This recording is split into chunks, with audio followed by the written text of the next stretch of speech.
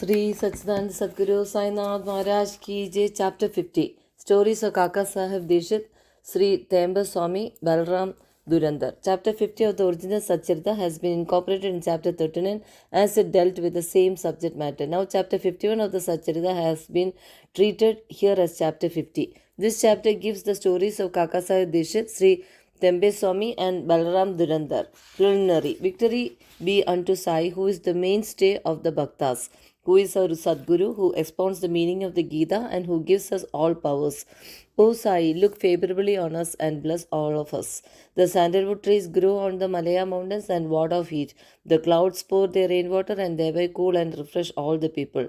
The flowers blossom in the spring and enable us to worship God therewith. So the stories of Sai Baba come forth in order to give solace and comfort to the readers. Both those who tell and those who hear the stories of Baba are blessed and holy.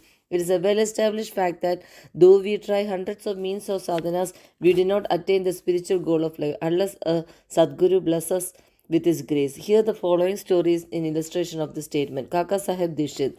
Mr. Hari Sitaram alias Kaka Sahib Dishit was born in 1864 in a Vatnagara Nagar in a Brahmin family at Khandwa, Central Province. His preliminary education was done at Khandwa, Hingangat, and secondary education at Nagpur. He came to Mumbai for higher education and studied first in Wilson College and then in Elphinstone College. After graduation in 1883, he passed his LLB and solicitor's examination and then served in the firm of government solicitors, Messrs. Little and Company, and then after some time started a solicitor's firm of his own. Before 1909, Sai Baba's name was not familiar to Kaka Sahib, but after he soon became his great devotee while he was staying at Lonavala, he happened to see his old friend Mr. Nana Sahib Chandorkar.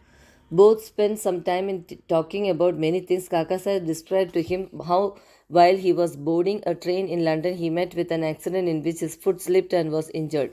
Hundreds of remedies gave him no relief. Nana Sahib then told him that if he wished to get rid of the pain and lameness of his legs, he should go to his Sadguru Sai Baba. He also gave him all the particulars of Sai Baba and mentioned to him Sai Baba's dictum. I draw to me my man from far off or even cross the seven seas like a sparrow with a sting fastened to his feet. He also made it clear to him that if he was not Baba's man, he would not be attracted to him and given darshan. Kaka Sahib was pleased to hear all this and said to Nana Sahib that he would go to Baba, see him and pray to him to cure not so much his lame leg, but bring round his lame, fickle mind and gave him eternal bliss. Some time after, Kaka Sahib went to Ahmednagar and stayed with Sardar Kaka Sahib Midikar in connection with securing votes for a seat in the Mumbai Legislative Council. Mr. Balasaheb Mirikar, son of Kaka Sahib Mirikar, who was a Mamlatar of Coppercorn, also came to that time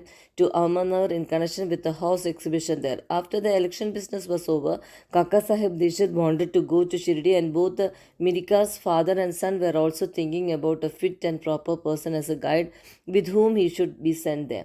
There, Sai Baba was arranging things for his reception. Shama got a telegram from his father-in-law at Ahmedabad stating that his wife was seriously ill and he should come to see her with his wife Shama. With Baba's permission, went there and saw his mother-in-law and found her improving and better.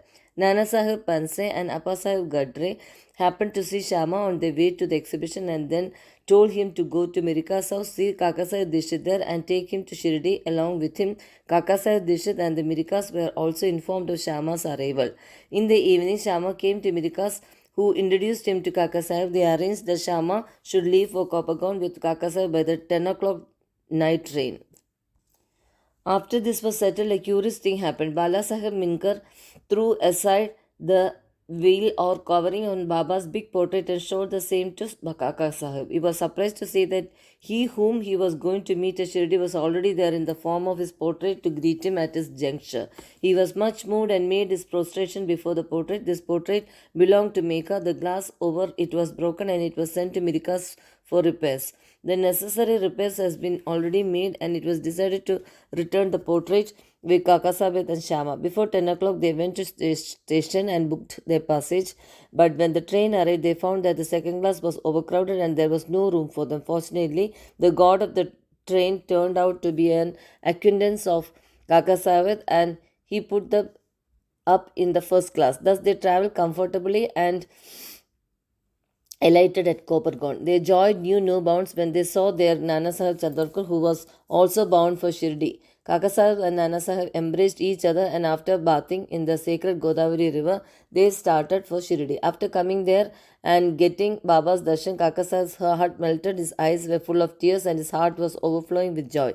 Baba said to him that he was also waiting for him, and he had sent Shama ahead to receive him.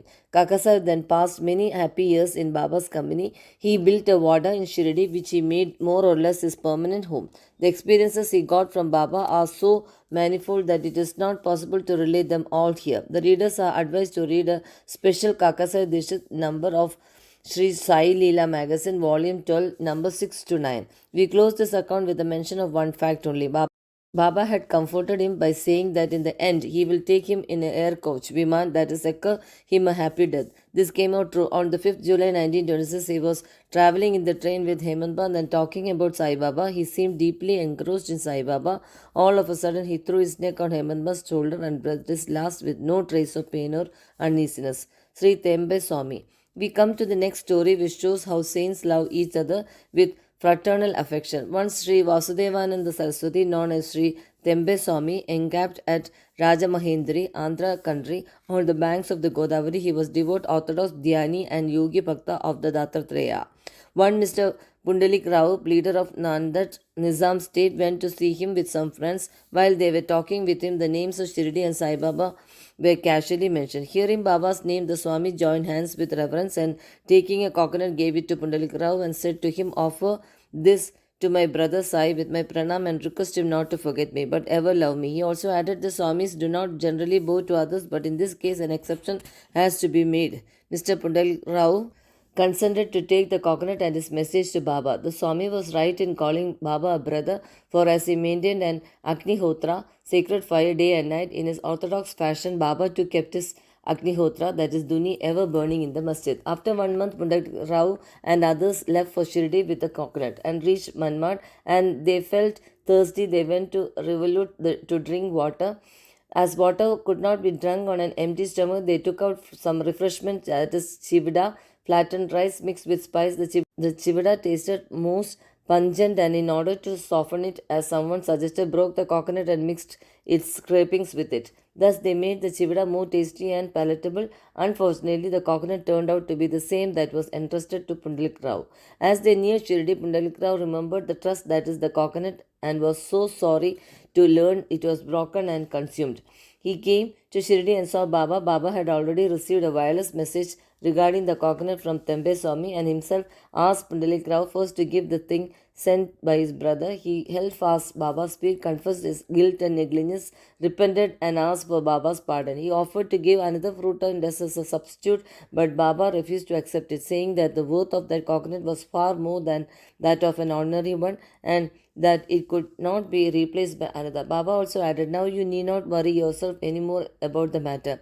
It was on account of my wish that the coconut was entrusted to you and ultimately broken on the way. Why should you take the responsibility of the actions on you?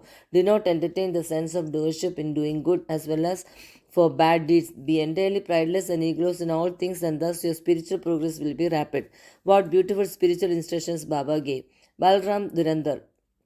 Mr. Balram Durandar belonged to the Patare Prabhu community of Santa Cruz, Mumbai. He was an advocate of the Mumbai High Court and sometime principal of Government Law School, Mumbai. The entire Durandar family was pious and religious. Mr. Balram served his community and wrote and published an account of it. He then turned his attention to spiritual and religious matters. He studied the Gita and his commentary, Dhyaneshwari, and other philosophical and metaphysical work. He was the devotee of Vitoba of Pandarpur. He came in contact with Sai Baba in 1912. 6 months earlier, his brothers Babuji and Vaman Rao came to Shirdi and took Baba's darshan. They returned home and mentioned their sweet experiences to Balram and other members. Then all decided to see Baba.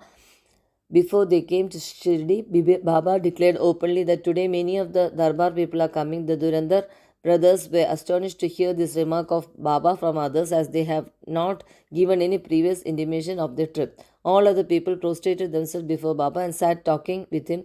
Baba said to them, "These are my Darbar people whom I referred to before," and said to the Durandar brothers, "We have been with each other for the last 60 generations." All the brothers were gentle and modest. They stood with joined hands looking at Baba's feet. All the sattvic emotions such as tears, choking, etc. moved them and they were all happy. Then they went to their lodging, took their meals, and after taking a little rest again came back to the masjid. Balram sat near Baba massaging his legs. Baba, who was smoking the chilim, advanced it towards him and beckoned him to smoke it.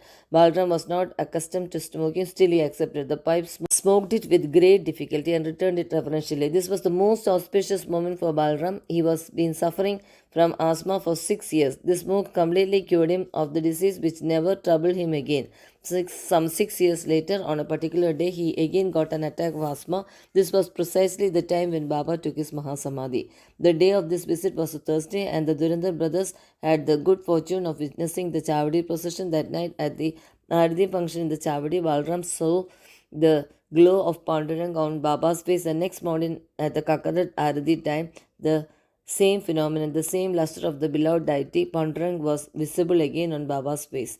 Mr. Balram Durandar wrote in Marathi the life of Maharashtra Saint Tukaram, but he did not survive to see its publications. It was published later on by his brothers in 1928 in a short note on Balram's life given at the beginning of that book. The above account of Balram's visit have been fully corroborated by page 6 of the book. Go to Sri Sai. Peace be to all. Sri Satchidananda Sadguru Sainath Maharaj Ki Jai.